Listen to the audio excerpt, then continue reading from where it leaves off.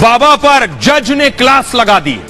दरअसल बाबा बागेश्वर मध्य प्रदेश में कथा करने जा रहे थे। उससे पहले विरोध होने लगा कि बाबा को कथा न करने दिया जाए, जैसे पटना में हो रहा था, लेकिन यहां मामला कोर्ट तक पहुंच गया। अगली तस्वीर दिखाइए।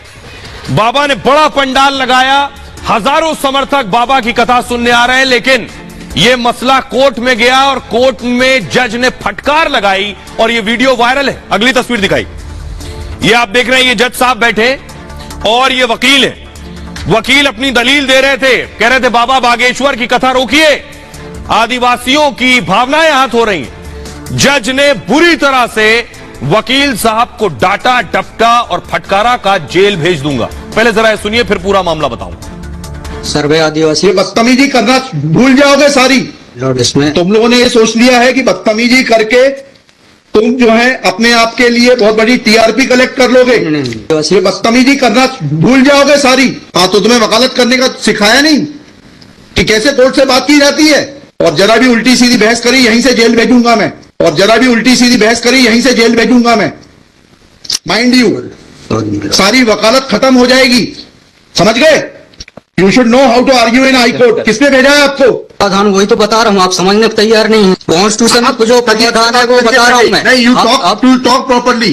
हाँ, बताइए। हाँ, आप सुनने को तैयार है नहीं है, कुछ भी बोले जा रहे हैं जबरदस्त। अरे, let notice be issued for contempt against the council. शुभ नाम बताइए आपका।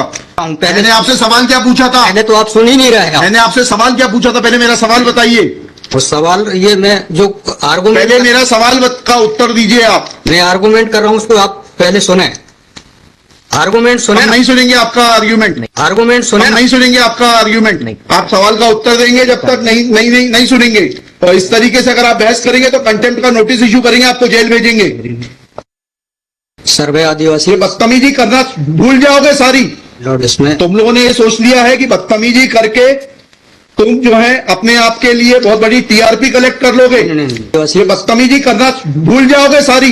हाँ, तो तुम्हें वकालत करने का सिखाया नहीं कि कैसे कोर्ट से बात की जाती है।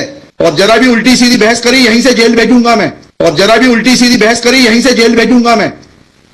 माइंड यू, सारी वकालत खत्म हो जाएगी, समझ गए? You should know how to argue in high court. किसने भेजा है आपको? प्रावधान वही तो बता रहा हूँ, आप समझने को तैयार नहीं है। कॉन्स्टिट्यूशन में जो प्रावधान है वो बता रहा हूँ मैं। नहीं, यू टॉक प्रॉपर्ली। हाँ, बताइए। हाँ, आप सुनने को तैयार है नहीं है, कुछ भी बोले जा रहे हैं जबरदस्त। अरे, let notice be issued for contempt against the council. शुभ नाम बताइए आपका। मैंने आपसे सवाल क्या पूछा था? पहले तो आप सुन ही नहीं रहे हैं। मैंने आपसे सवाल क्या पूछा था? पहले मेरा सवाल बताइए। वो सवाल ये मैं जो आर्गूमेंट, पहले मेरा सवाल का उत्तर दीजिए आप। मैं आर्गूमेंट कर रहा हूँ, उसको आप पहले सुने। आर्गूमेंट सुने। हम नहीं सुनेंगे आपका आर्ग्यूमेंट। आर्गूमेंट सुने। हम नहीं सुनेंगे आपका आर्ग्यूमेंट। आप सवाल का उत्तर देंगे, जब तक नहीं सुनेंगे। और इस तरीके से अगर आप बहस करेंगे तो कंटेम्प्ट का नोटिस इशू करेंगे, आपको जेल भेजेंगे। जज साहब का गुस्सा क्यों था, जरा आइए अब मैं आपको बताता हूं पूरा मामला क्या था कि बाबा बागेश्वर की कथा ना होने पाए, कैसे भी बाबा बागेश्वर को रोक लिया जाए, बाबा पहुंचने ना पाए, पंडाल ना लगना पाए। देखिए जरा, हुआ ये कि बागेश्वर धाम की कथा के खिलाफ याचिका लगाई गई, रोक लो बाबा को। एमपी के बालाघाट में रामकथा पर आपत्ति जताई गई, आदिवासियों की भावना आहत होने की दलील दी गई कि बाबा कथा करेंगे तो आदिवासियों की भावनाएं आहत हो जाएंगी।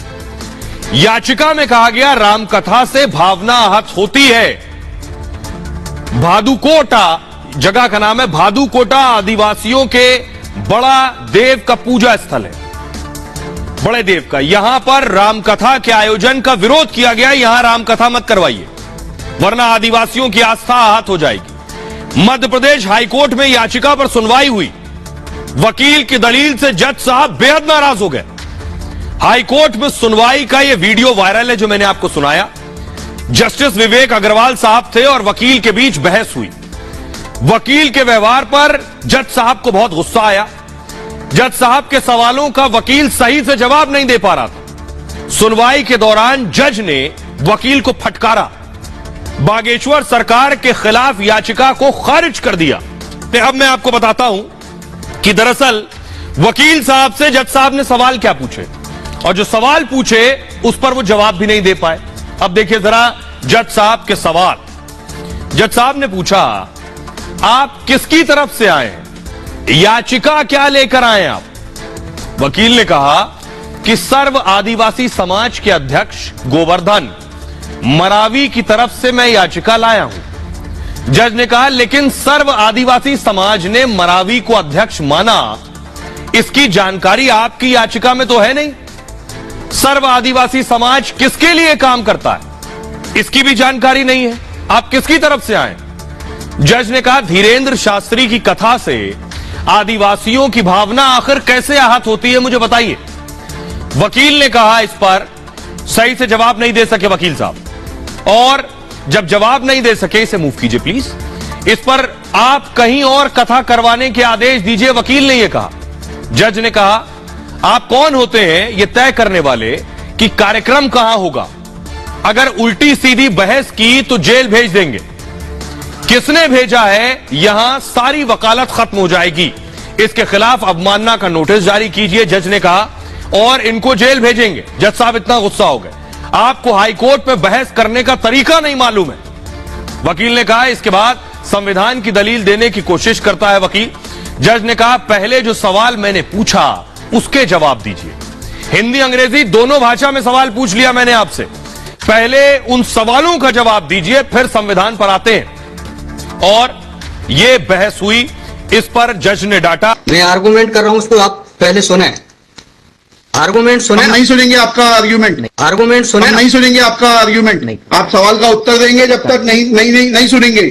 और इस तरीके से अगर आप बहस करेंगे तो कंटेम्प्ट का नोटिस इश्यू करेंगे, आपको जेल भेजेंगे। तो जज ने ऐसे फटकारा, याचिका खारिज कर दी।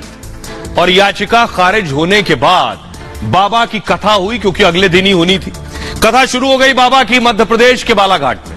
कथा हुई, बाबा को पता चला कि मेरी कथा रुकवाने के लिए लोग कोर्ट तक गए थे। तो बाबा ने कथा के दौरान ही विरोधियों की भी जय जय की, और उनकी भी, जो कोर्ट गए थे कथा रुकवाने, उनकी भी जय।